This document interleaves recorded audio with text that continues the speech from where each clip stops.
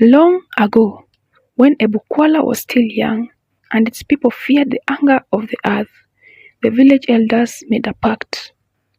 The land had dried, the rains had fled, so they turned to the forest gods, ancient and unseen, and the gods answered, but not for free. The price? Innocence. Every season, when the moon turned red and the fig tree bled sap, a child would be chosen. The child would be taken in the night, wrapped in a white cloth, and laid at the roots of the sacred fig tree. There, the elders would whisper prayers with bloody hands, and the child would vanish before sunrise.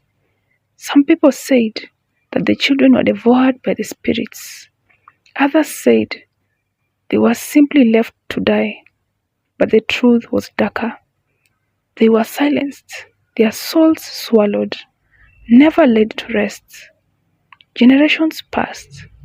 The elders grew rich. The harvests returned. The people sang and danced.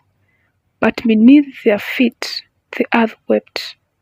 And in the forests, a soul stirred. One of the sacrificed, a girl no older than 6, was different. Her spirit refused to be forgotten. It gathered the other lost souls, wove their pain into clouds and fur, and became something new. Chirongo, the cat that walks between the worlds. Chirongo did not come to play or purr by firesides. No, it came with a purpose. Born from pain and bound by ancient sorrows, Chirongo rose to avenge the innocent blood of children wrongfully taken. Their cries unheard, their stories buried. Where justice failed, Chirongo walked, silent, watchful, and deadly. The spirit prowled under the moonlight, seeking those who had spilled the blood of the blameless. And when it found them, it made them remember every scream they tried to silence. Years later, when the village had long buried its crimes beneath songs and rituals, a young orphan named Fatu came to live with her grandmother in Ebukwala. She was born under a cursed moon. Her mother died in childbirth, her father lost in war. She was quiet, sharp-eyed, drawn to silence and shadows. The villagers whispered that she was different, strange, touched, and they were right. From the earliest days, Fatu felt the pull of the ancient fig tree. She heard faint voices in her dreams, soft, sorrowful, calling her name. She began walking at night, barefoot, her eyes wide open. She saw the cat before anyone else did. Chirongo. Chirongo was no ordinary cat. It was a shimmering black cat, sleek as smoke, its eyes like silver moons. It was a strange cat, yet it carried spirits that had come to avenge the death of innocent souls.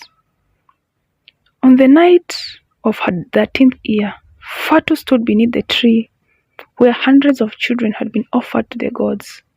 The fig bark was cracked with old blood. The air was heavy. And there, Chirongo spoke. "You are the chosen one," the cat spirit said. "Not to be taken, but to take back. The time for silence is over." Fatu didn't run. She didn't scream. She looked into the eyes of the cat and opened herself.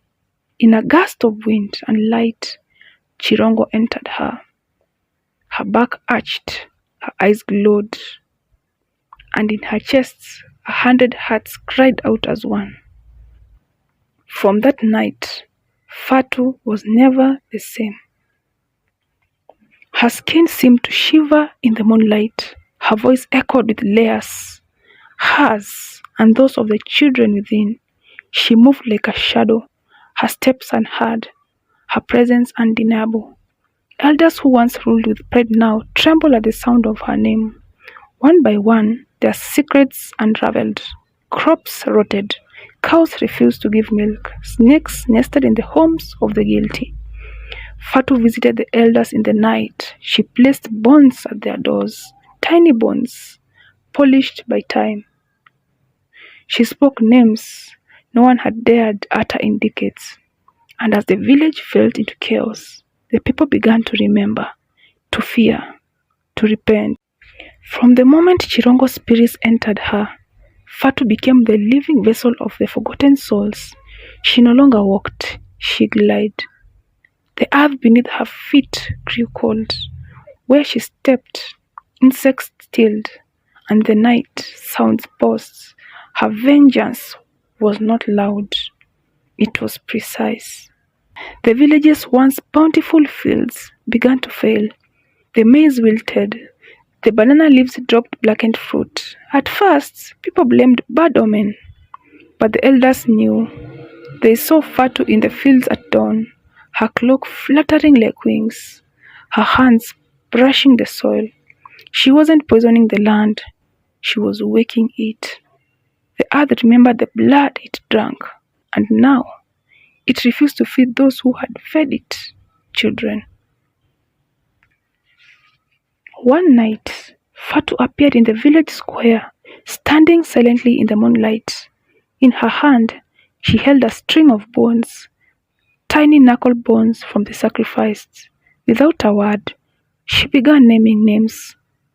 Kemu, taken during the famine, age 6. Omondi, given under the red moon, age 8. Akinyi never saw her 7th harvest. With each name, one of the elders collapsed to their knees. Their bodies didn't die, but they aged 20 years in moments.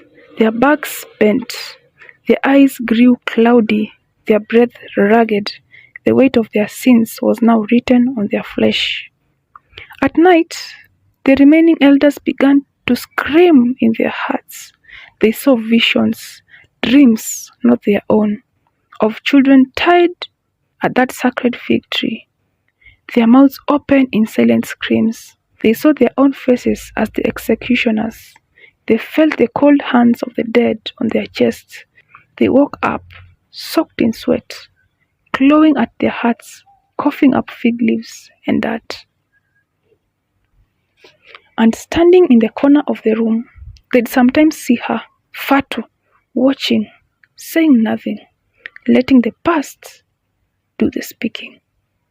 As the village descended into fear, the people turned to the only thing they knew, ritual.